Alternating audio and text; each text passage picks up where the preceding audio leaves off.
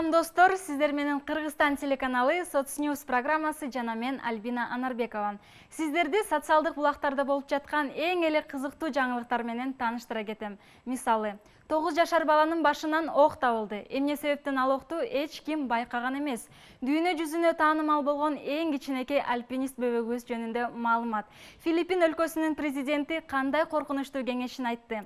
Крымда 7 жаштагы кыз кичинекей баланын өмүрүн сактап калды. Бектур Мамашев аттуу блогер эмне себептен кыздардын кийимине карата терс пикирин билдирген. Жана башка ушундай сыяктуу кызыктуу маалыматтар жана видеолор менен тааныштырам. Ошондуктан биздин каналдан алыстабаңыз.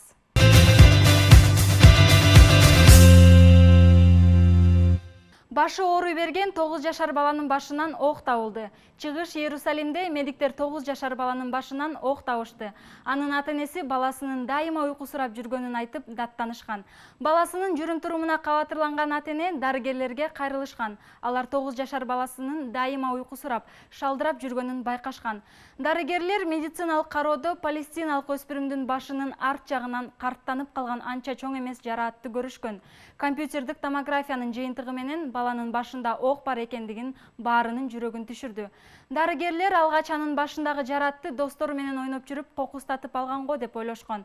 Ал эми бейтап дароо эле операцияга киргизилген. Ийгиликтүү өткөн операциядан кийин бала акырындан өзүнө келүүдө. Полиция аталган факт боюнча териштирүү иштерин баштады.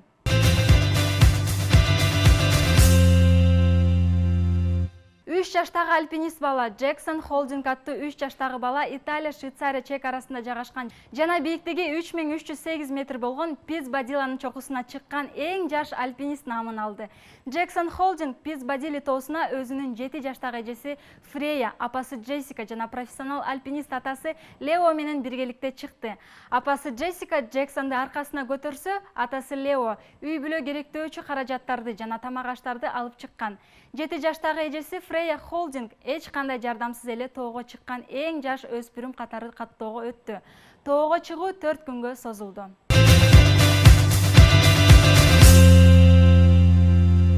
Филиппин өлкөсүнүн президенти Родриго Дутерте коркунучтуу кеңешин айтты. Ал бет каптарды бензин менен дезинфекциялоо керек экендигин айткан. Албетте бул сунуш көптөгөн адамдардын күлкүсүн келтирген жана тамаша иретинде кабыл алышкан. Бирок президент бул сунуш тамаша эмес экендигин ырастап, ар бир жаран май куюучу жерге барып бет каптарын дезинфекциялап келүүсүн буйруган. Бензин жана бет кап.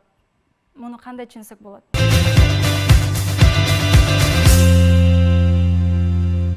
Кичинекей бала бассейндин жээгинде ойноп жатып сууга кулап түшкөн. Бала бассейнге кулап түшкөндө кыз чуркап келип, ойлонбой туруп сууга секиргендигин көрүүгө болот. Ал тургай бөбөктүн дем алышы үчүн баланын башын кармап турган. Ал арада ошол жердеги чоңдор чуркап келип, аны суудан алып чыгышкан. Ушундай эр жүрөк адамдар бар болгондугу үчүн биздин дүйнө сакталып турат.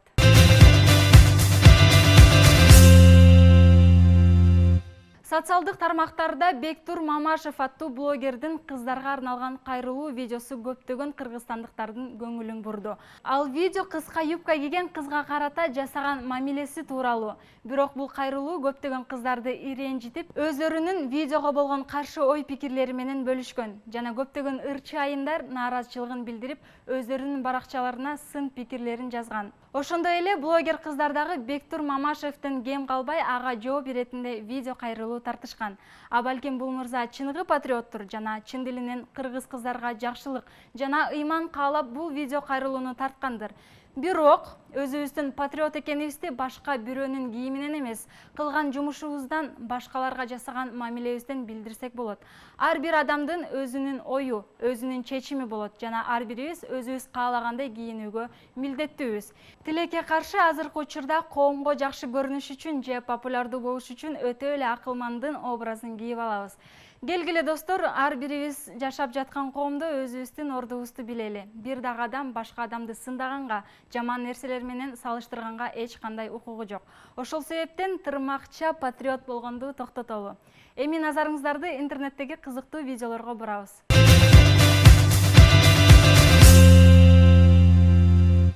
Сокулуктагы мал базарда бука бошонуп кетти. Сокулук районунун тургундары ковбойлор аянчасына түшүп калгандай эле болушту. Орустардын жакшы кеби бар эмеспи? История смешная, но ситуация страшная демекчи. Ошол сымал мал базарда катталган окуя коркунучтуу болсо дагы чекеден карап турган адамга күлкүлүү көрүнгөн. Эң башкысы бул окуядан жабыркагандар катталган жок.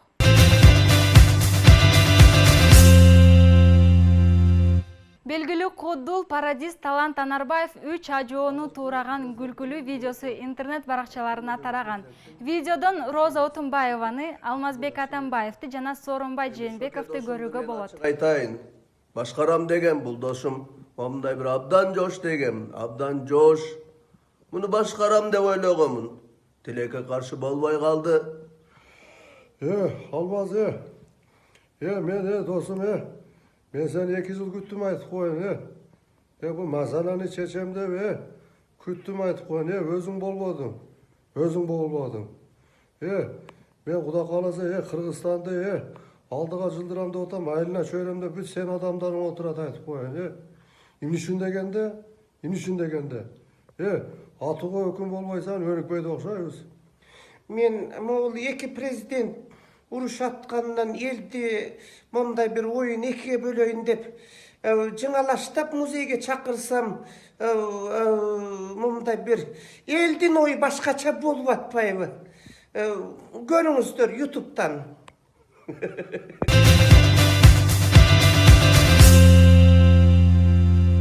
Гигиена сактаган чычкан элди күлкүгө салды. Жамгыр алдында жуунуп жаткан чычкан социалдык тармактын колдонуучуларын жылмайтты.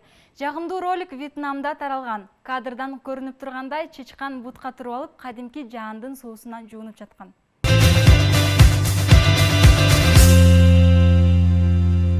Сиздер менен Соцньюз программасы болду. Жана мен Альбина Анарбекова. Эфир аркылуу көрүшкөнчө саламатта калыңыздар.